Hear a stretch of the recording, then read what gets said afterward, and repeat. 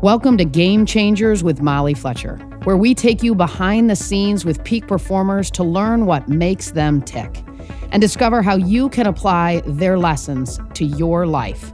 I'm your host, Molly Fletcher.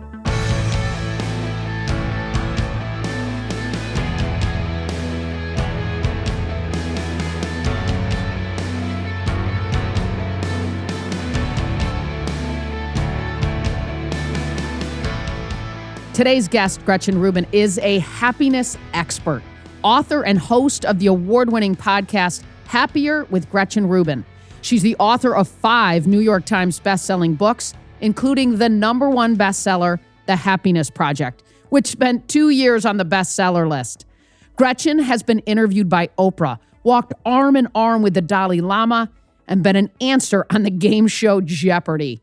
In our conversation today, we talk about how we can make our lives happier, healthier, more productive, and more creative. Here we go. This is my conversation with Gretchen Rubin.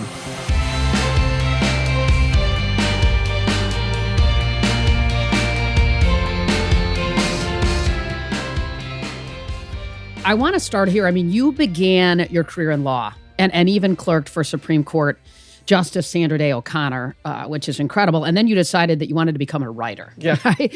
What did that transition look like for you? Well, I think it was easier for me to make a big transition like that because I knew what I wanted. So, as you said, I was clerking for Supreme Court Justice Sandra Day O'Connor, but I sort of became seized by fascination with what seemed to me to be one giant topic, which was power, money, fame, sex, and how these 4 human desires intersected. And so I started doing all this research and taking all this notes, which is something that I've done my whole life. I'll get really preoccupied with something and do a lot of reading and research and note taking. But this just got bigger and bigger and bigger. And finally I thought, well, this is the kind of thing a person would do if they were going to write a book. And then I thought, well, I could be the kind of person who wrote that book. And so for me, it was less about, I think a lot of times when people make a big transition, they know what they don't want, but they don't know what they do want. And that's harder. Whereas for me, it was like the Millennium Falcon being, in the tractor beam, being pulled to the Death Star. I just had this real pull to not even just being a writer, but writing one specific book. And so I think that made the transition easier because it was sort of very easy to see where I wanted to go. I didn't know if I could get there, but I knew exactly where I was aiming for. Well, and I loved how you said it once. I heard you say something to the effect of, I wanted to fail as a writer more than I wanted to fail as a fill in the blank for me there, but I loved it. I decided I'd rather fail as a writer than succeed as a lawyer, so I had to give it my shot. Yeah, that was a big realization for me. So, so many people in the world right now are thinking about transitions, right? Inside of kind of coming out of COVID. I mean, there's so much. What advice do you have for people who are trying to and considering these kind of leaps? Well, one thing that I often remind myself when I'm thinking about making a big choice, because often what's hard is like it's an apple and an orange, and it's not 2 versions of the same thing, but they're very fundamentally different paths. And it can get, you start making your pros and cons list and it just won't resolve. And one thing I always tell myself is to choose the bigger life. And often that's extremely clarifying. And the interesting thing is what is a bigger life for one person would not be the bigger life for another person. And so I think sometimes when you pose it that way, should we move to be closer to our family or should we stay in a big city? It's well, what's the bigger life for you? And often for people, that answer is much clearer than what's the right decision or the best decision. I want to dig into happiness a little bit. I want to talk about it in your book, The Happiness Project. You talk about the year that you dedicated to trying to become happier.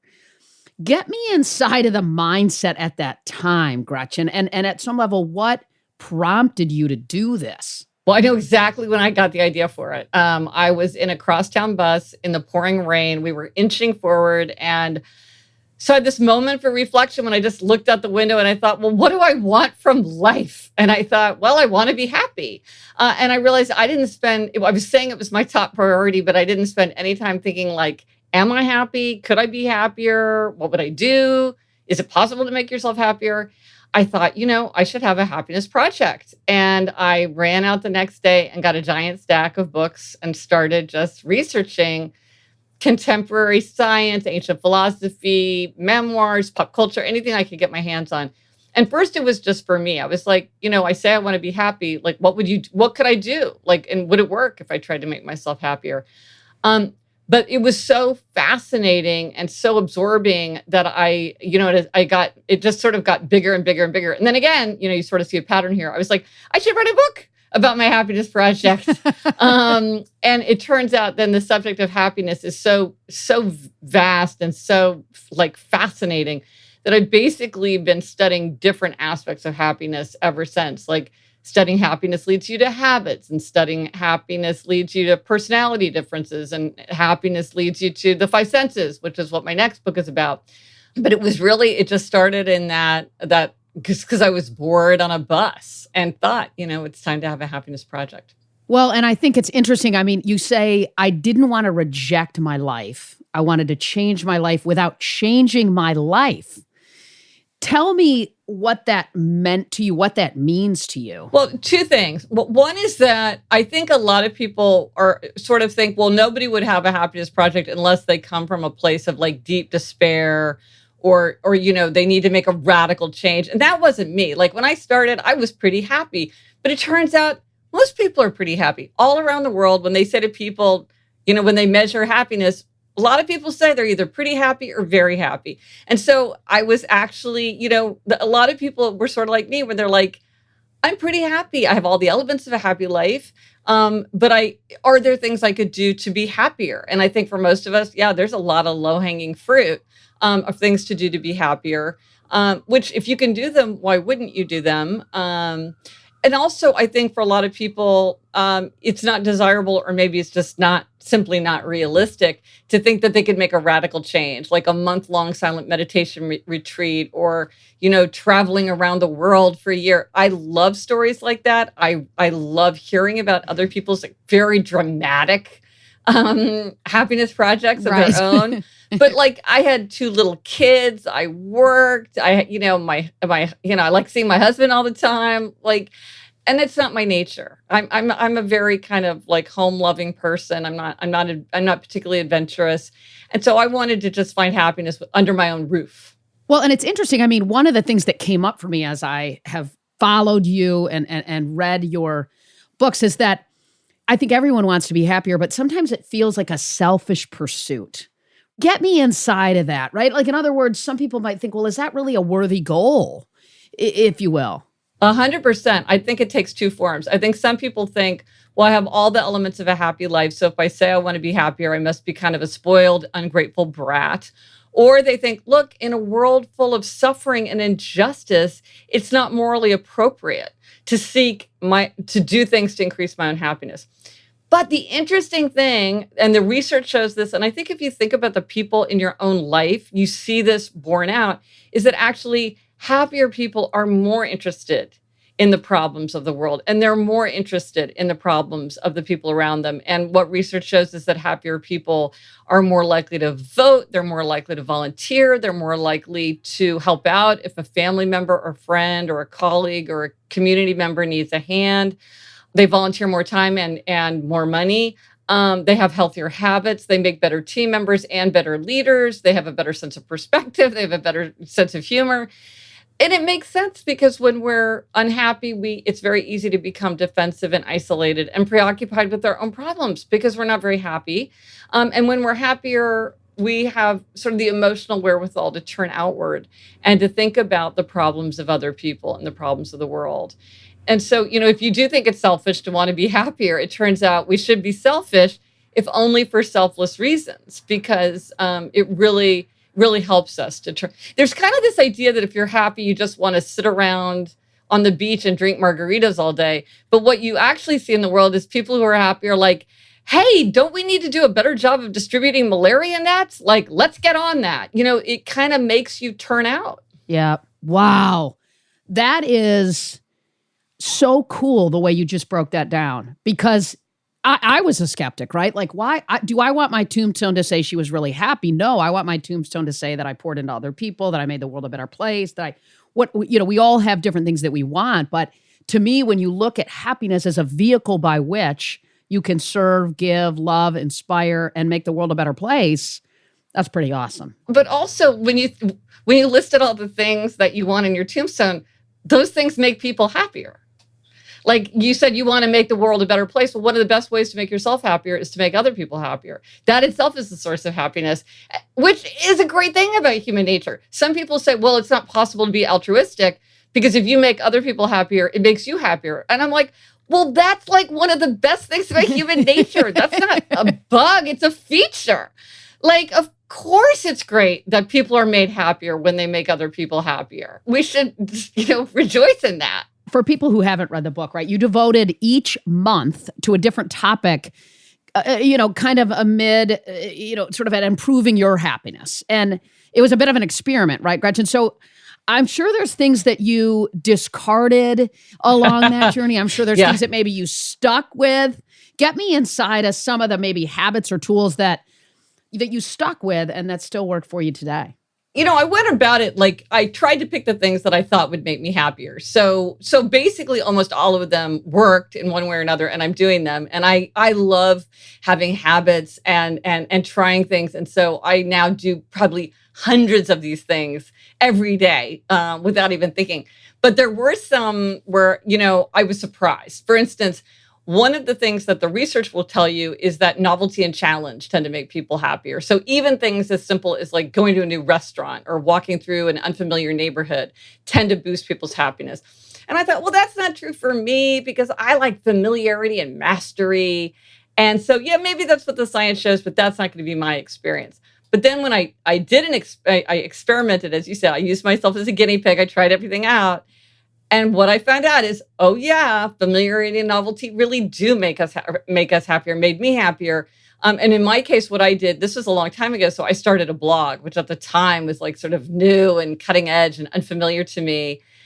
And it was a giant engine of happiness because I was learning new things and meeting new people and like constantly creating.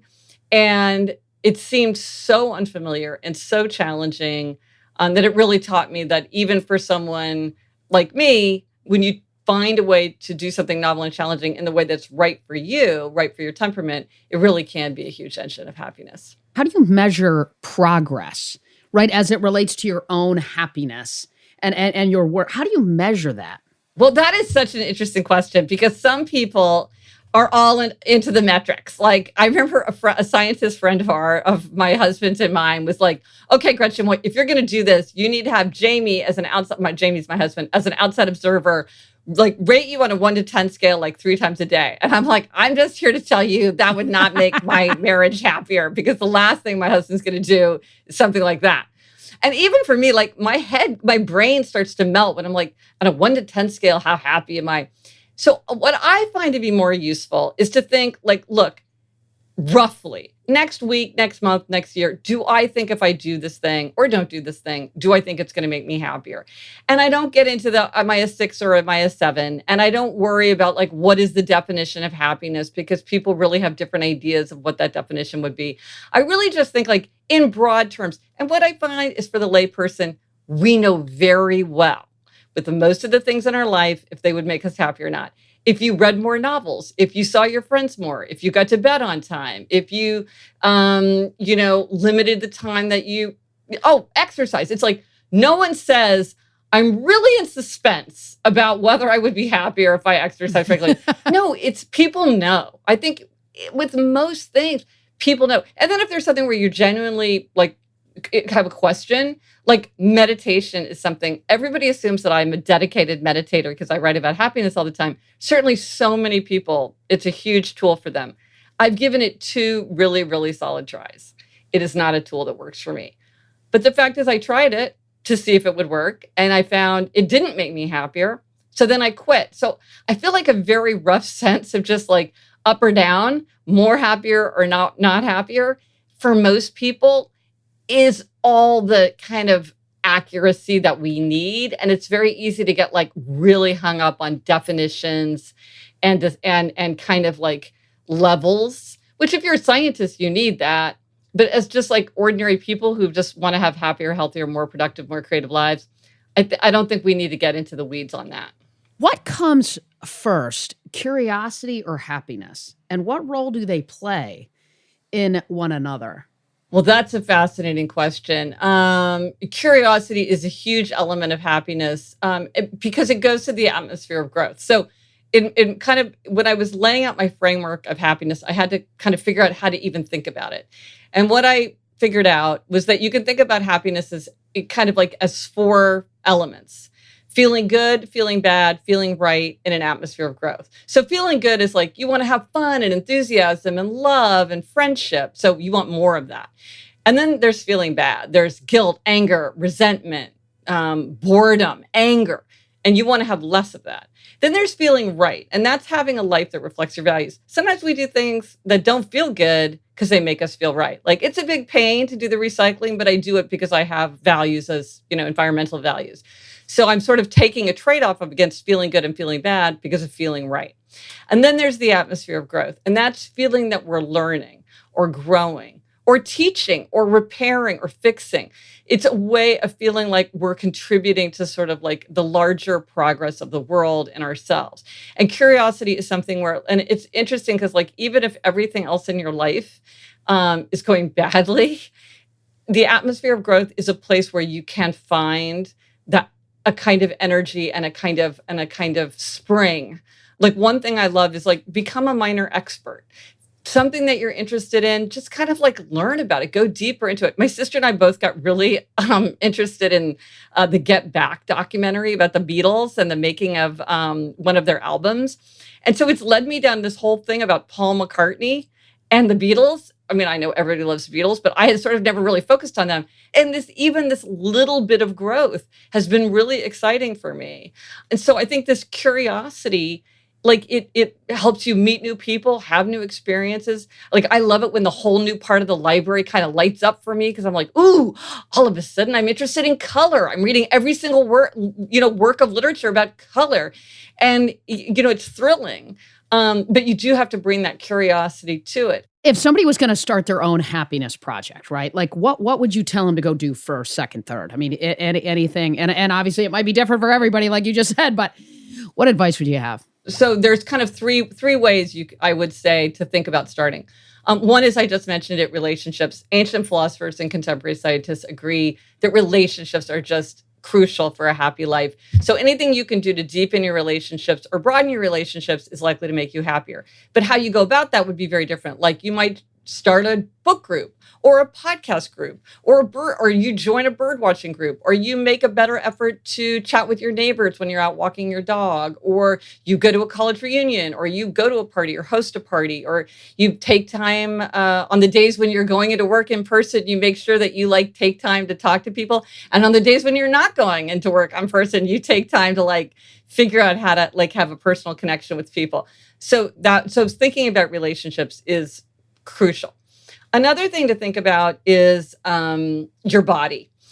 Earlier, you mentioned exercise. I mean, our physical experience is always going to color our emotional experience. So things like getting enough sleep. Most adults need at least 7 hours of sleep. And that's really, people think that they've trained themselves to get by on less. But no, when scientists study these people, they're quite impaired. Exercise. Even I have a podcast, the Happier with Gretchen Rubin podcast. And in 2020, we challenged people to walk 20 and 20, just walk 20 minutes in 2020. And what the research shows is that if you go from being completely sedentary to just like walking 20 minutes a day, you'll have vast health benefits. And we saw this in our listeners. People just, and there's many different, you might do yoga, I love to do high intensity strength training. There's a million different things you can do. But this idea of exercising your body, it's important for immune function, health, focus, mood, memory, all these things. And then I would also say you could think about self-knowledge. And this comes back to the idea we were talking about of like, we're all different. And so for you, something like music could be really important. And you're like, I need to bring more music into my life. I want to start practicing the guitar again. And I want to have a pickup band, and I want to go to more live concerts, and I want to listen to new musicians and like learn about new music. And that's going to bring all this richness to my life.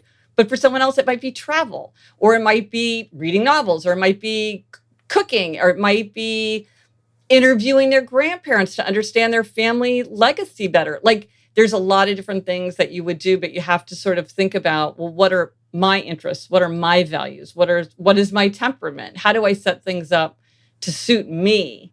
Because a lot of times people try to jam themselves into somebody else's idea of what they should do. Like morning people, night people. Like, how often do you hear, well, if something's important to you, you should get up and do it first thing in the morning? It's like, not if you're a night person, because if you're a night person, that's not when you're at your most productive, creative, and energetic. And you're not going to work and trying to write your novel in your free time, or work on your PhD thesis, or run for 3 miles at 6:30 a.m. That is not setting you up for success, because that's not you. Not that there's anything wrong with it. It's just not the right for you. So you have to have that self-knowledge. Hi there, it's Molly. I've got some exciting news to share. Big things are happening at our company, including a new name for our training business, Game Changer Performance Group, and new program offerings. In today's hyper-competitive, ultra-demanding business environment, we want to ensure we meet our clients right where you are in a way that's engaging and sustainable. At Game Changer Performance Group, our highly trained coaches dig deep to unlock your people's personal drive, potential, and ultimately peak performance. If this sounds like something we can help you accomplish, schedule your free consultation with us today at GameChangerPerformanceGroup.com. Again, that's GameChangerPerformanceGroup.com.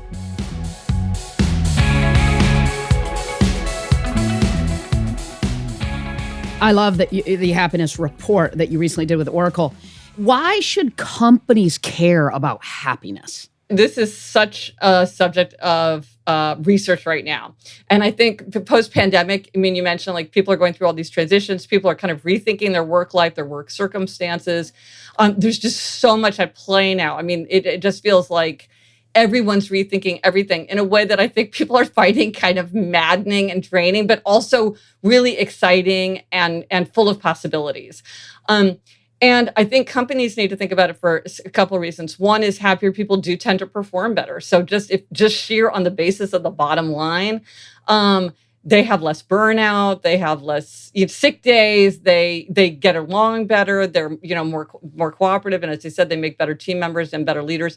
And so it really goes to the bottom line. And also, we want to have places where people are happy. And, again, just sheer bottom line, if you're worried about attracting and retaining really good people, you want them to have a happy experience of work. Because look, for many of us, work matters tremendously because it's a huge part of how we spend our day. It's where we get a lot of our sense of value, many of our relationships.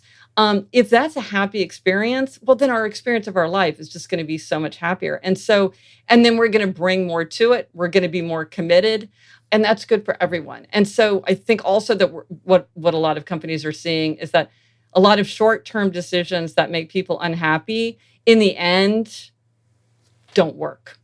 You might think that they work, but in the end, you're much better off thinking about like, well, how do we help people feel connected to their values, and how do we make it easier for people to feel like they're having like positive connections to the people that they're working with, and how do we show flexibility to take kind of unnecessary pressure off of people where we can. And it's interesting. One of the things that when they look at people who are happy at work, there are people who have at least one friend, like not just a casual acquaintance, but somebody who they can trust, who they really feel like has their back. And do they feel a strong connection to their immediate boss, not their visionary boss at the top of the pyramid, but like the actual person to whom they report? If people say that person cares about them and wants to help them succeed, they're much more likely to be happy at work. So workplace can really think about, well, how do we help people foster those kinds of relationships at work? So important. I want to touch on the 4 tendencies, right? Your 4 tendencies framework, which I love. I know we talked about this earlier. Can you speak to the 4 tendencies, maybe break them down for folks? So I'll describe them very briefly, and most people know what they are. Like, you know what you are, you know what your family is, your coworkers, your friends. We could do the Game of Thrones characters. But because they're very obvious once you know. And there is a quiz if you like to take a quiz and get a report at gretchenrubin.com/4 tendencies, FOUR tendencies. But like I said, I'll just describe them briefly and most people know what they are. So this is looking at is how you respond to expectations, which sounds dry, but turns out to be very fascinating. And we all face two kinds of expectations: outer expectations, which is like a work deadline, and inner expectations, which is like my own desire to get back into meditation. So depending on whether you meet or resist outer and inner expectations, that's what makes you an upholder, a questioner, an obliger, or a rebel.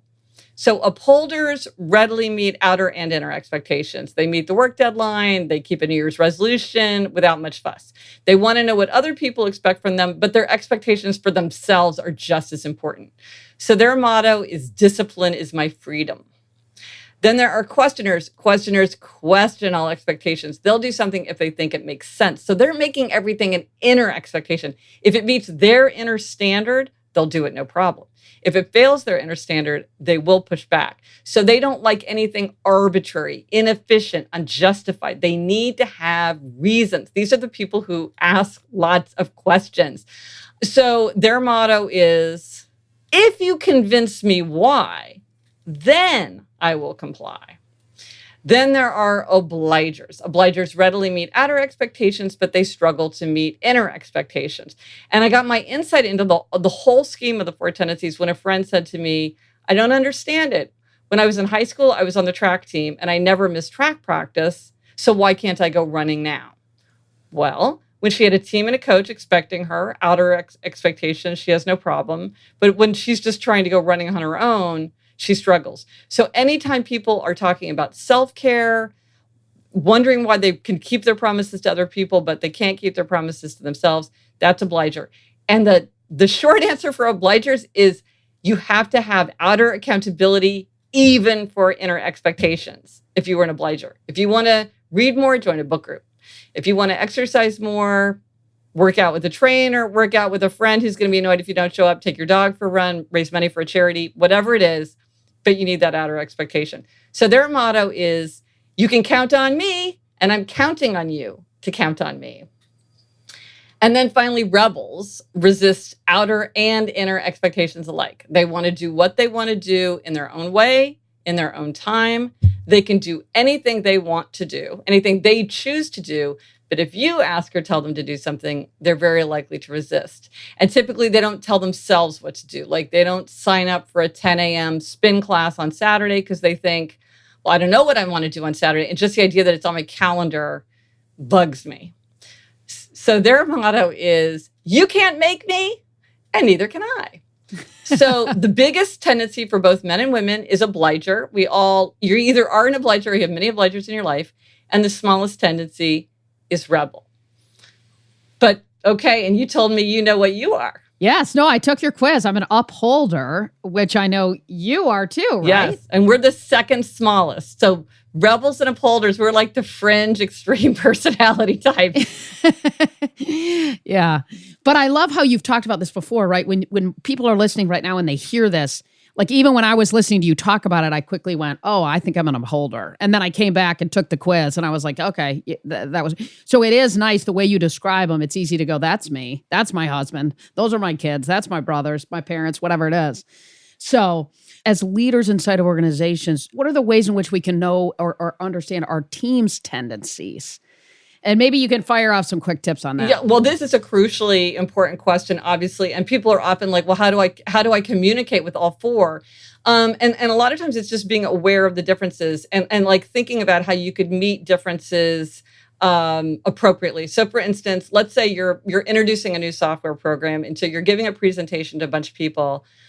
Okay, so a couple hands keep going up and everybody else is starting to roll their eyes. So you could say something like, if you feel like you've heard enough about this transition that we're making as a company, please feel free to go back to your own work. If you still have questions, I'm happy to stay here with you and answer all the questions you have. So you're giving the questioners the rationale that they need to get on board, which they do, because otherwise they will just quietly not comply, which happens all the time. But you're letting everybody else not get drained and overwhelmed by the questions of questioners. questioners, which is a very common problem around questioners, is other people are like, oh my gosh, like, why is this still going on? Again, you might understand where, a place where this happens a lot in offices is in an office kitchen where you see all the signs posted about like who and why people are or are not like unloading the dishwasher with all the coffee mugs. It's like to say, okay, maybe like it doesn't work for people to do this like on a volunteer basis because people have very different ideas about what is the right way to think about this. So let's not use that. Let's like make this somebody's job, or let's come up with a system that everybody buys into, because what you end up with is obligers doing it all the time and being really angry and resentful because they're like, well, I'm pitching in and doing my part. Why aren't other people pitching in? But those people feel like they have very good reasons for why they are or aren't doing it because, they just have a different perspective. One thing I will note about teams, especially two-person teams, if one person is a rebel, almost always the other person is an obliger, whether that's in romance or like in a founding team or like two people who typically work together. If you see one person as a rebel, you're probably going to be dealing with an obliger. And that is by far the most kind of successful. Really? Yeah. So if you are a rebel or you're trying to like think about staffing and you know that one person's a rebel, obligers are the type O, just like in blood. They're the ones that pair up the most easily with the other tendencies. Really? Well, and it was interesting. I heard you talk about how, you're married to a questioner. And I am too. He's not officially taken that, but I believe he is too. But just like you, he's a big help in why are you doing that? You don't need to do that. Say no to that. Say yes to that. And I heard you talk about that. And to me, he's like this rock and sounding board to help ask the tough questions and help me process different opportunities, et cetera. And this is a great example of like why we all need each other. Each of the tendencies has strengths and limitations and weaknesses. So it's not that one is better than the other, or that one is like going to be more successful or productive or better leaders or more creative.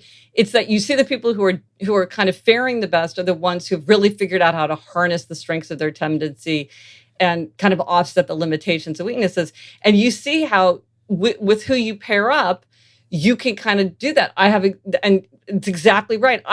One of the downsides of being an upholder is I too readily do things. I'm like, can I do it? Yes. Instead of saying, why would I do that? Or realizing this, they say I have to do this, but maybe I don't have to do this. Or they say it's due by this date, but maybe it isn't really. And I'll even think to myself, like, well, what would he think? Or I'll ask him, and so he saves me from just kind of mindlessly executing when I can. Sometimes, but I remember that when he's driving me bonkers with his questions, I'm like, but often I benefit. So there are upsides to it and there are downsides to it, but I have to kind of take both together. No, that's cool. And so for those who aren't as familiar with your work, what do these 4 styles have to do with happiness? And at some level, how has your happiness evolved inside of all of your work over the years? The reason that I began to understand them is I was studying habits for my book Better Than Before, because what I realized in the study of happiness is that a lot of times people knew what would make them happier, and it was related to a habit like exercising more, getting enough sleep, or spending more time with friends, or practicing guitar, doing yoga, or whatever. But so it wasn't a problem of identification. It was a problem of habit formation. And so I became very interested in all the strategies that we can use to make or break habits. And I found out that there are 21 strategies that we can use, and different ones work for different people, and different ones kind of are available to us at certain times and not others. So it's good that there's so many, because you can pick and choose the ones that work for you. But then I was led to the 4 tendencies because I was like, well, some people, it's like they have to take a class, but then for some people, it's counterproductive to sign up for a class. How do you explain that? Or like for some, I would always, just as kind of a way to probe people's mind, get them talking about their habits, I would often say, how do you feel about New Year's resolutions?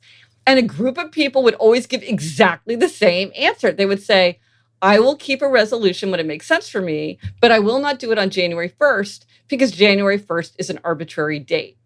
And that really stuck out to me because I'm like, well, the arbitrariness of January 1st, like that never really bothered me. And yet so many people, like that really stuck in their craw for some reason.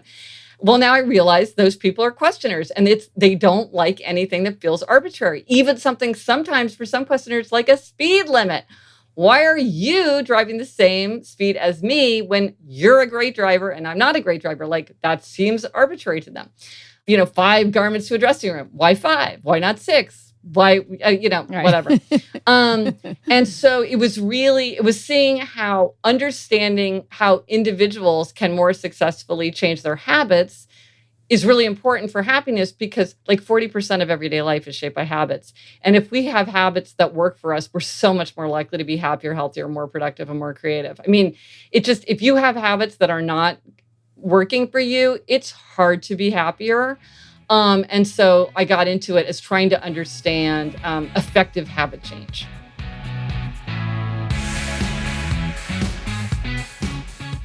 Hi again, it's Molly. I hope you're enjoying the show.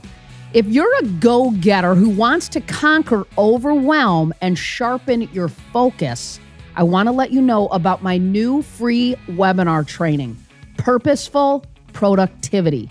This free webinar gives you a framework to unlock more energy for what matters most and to finally beat burnout. Head over to mollyfletcher.com/webinar to access this free training and my new life-changing energy management framework. That's mollyfletcher.com/webinar.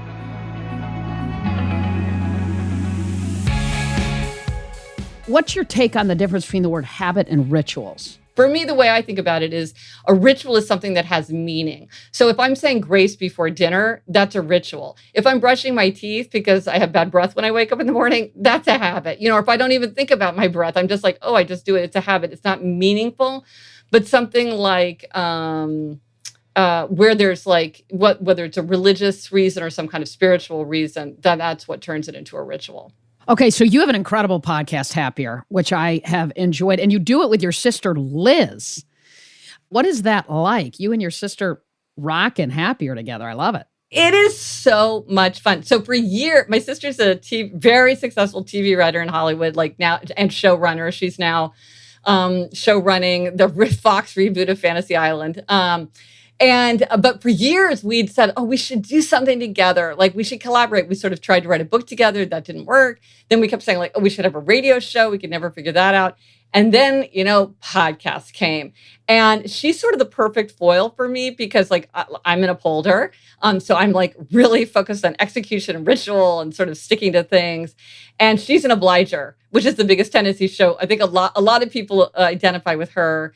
But it's just, we have so much fun and it's very practical. We're very focused on things like try this at home ideas and happiness hacks and dealing with common stumbling blocks. It's really about what can the ordinary person do as part of their ordinary day without spending a lot of time, energy, or money to be a little happier. And sometimes these things are big and profound and arduous.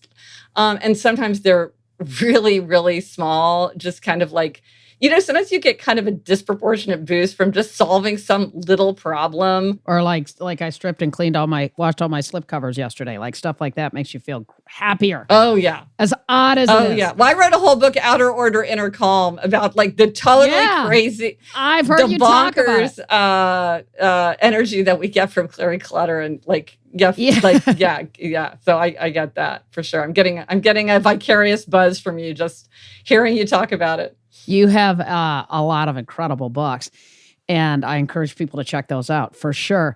And you've got something else brewing here that's coming out here in a minute in 2023. What else are you working on right now, Gretchen? Yeah, I'm working about a book about the 5 senses. And because I realized I was sort of stuck in my head and I was not engaging with the world and my memories and other people with kind of like the grit that I wanted. And I was sort of taking too much for granted. So I realized that I could connect with the world and with other people and with myself better through my 5 senses. And so this book is so playful and so fun and so fascinating. I mean, learning about the 5 senses, just like endlessly interesting. And so I've really been enjoying thinking through the 5 senses. Yeah. When is that released? In April of 2023. Awesome. And so people can start loading your cart up here in a minute on Amazon, I'm sure. Yeah, it seems very far away and extremely close, at the same time. One of those terrifying moments. Yeah. Exactly. Yeah. So, Gretchen, we end with rapid fire. I'm going to hit some questions to you. You just fire back. Sound good? Good. All right. In the last year, what new habit has most improved your life? Napping. I started taking naps. What? I read all this research about the value of napping, and I'm lucky enough that I work at home. I could nap, and I've started this, and I love it. What time do you nap? Usually around 3. Okay. But sometimes it's kind of floating depending on my schedule, and I can't do it every day. But I do, and I love napping. It's really Well, that's what they do over in Europe, right? And then they start drinking wine after that, I think, right? But I just do it for 25 minutes, so it's not, or actually 22 minutes. Wait, so you can shut your brain off and do that? Yeah. And it really, and then I kind of wake up naturally after. My aim is to do 22 minutes because it's, again, Elizabeth and I had rest 22 and 22 was our challenge to ourselves and listeners. And so I'm resting by napping. And 22 minutes, I kind of drift off and come back to myself. Yeah, it's great. Wow, good it's for you. Very re-energizing.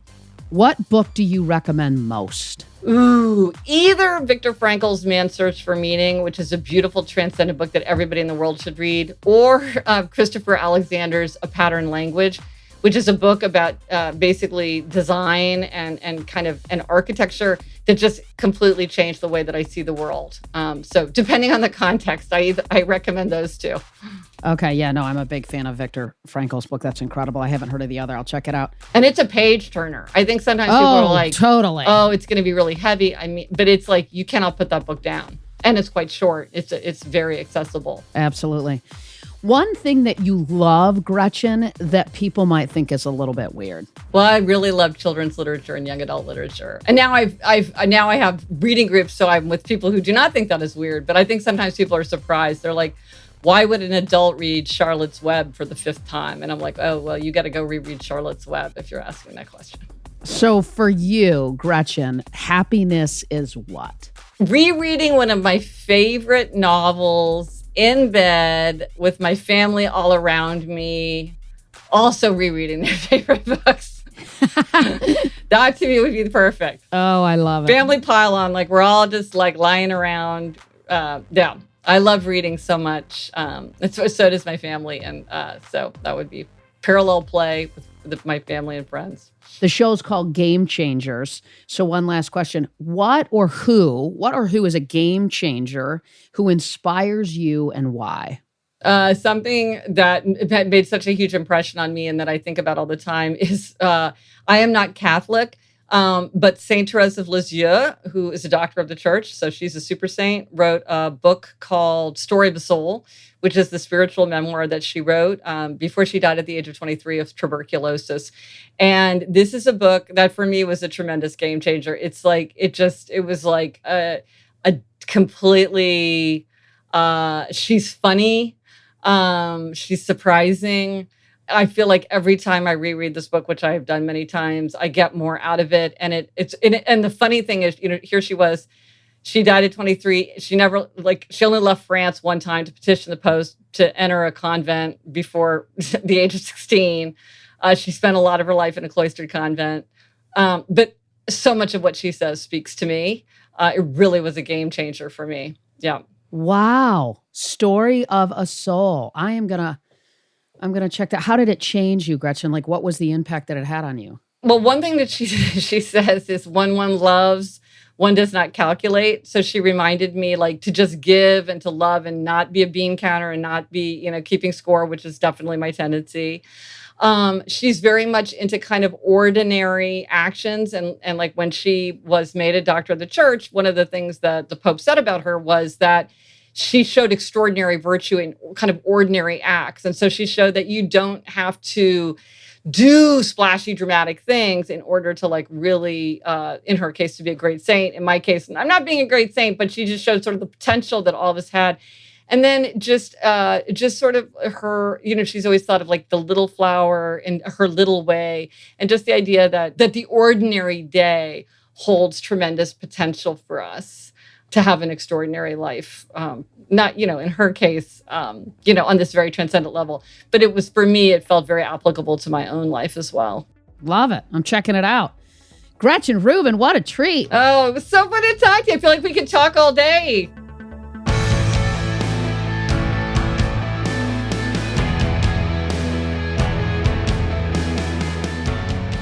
Here are a few of my favorite takeaways from my conversation with Gretchen. Number one, the pursuit of happiness isn't selfish. See, here's the thing. One of the biggest ways you make yourself happier is to make other people happy. And one of the best ways to make other people happy is to be happy yourself. Happy people are more altruistic. They're more productive. Happy people are more helpful. They're more resilient. I mean, the list, it goes on and on. Number two, you can find happiness in your current life. Sometimes people think becoming happier requires big changes and drastic shifts. But seeking happiness, it doesn't have to be a rejection of your current life. It can be about finding more happiness right where you are. So good. Number three, we are happy when we're growing. You know I love this. It isn't just attaining your goal, but the process of striving after your goals that brings happiness. Get out of your comfort zone. Be curious. Try something new. The byproduct of this journey, of this process of growth is happiness.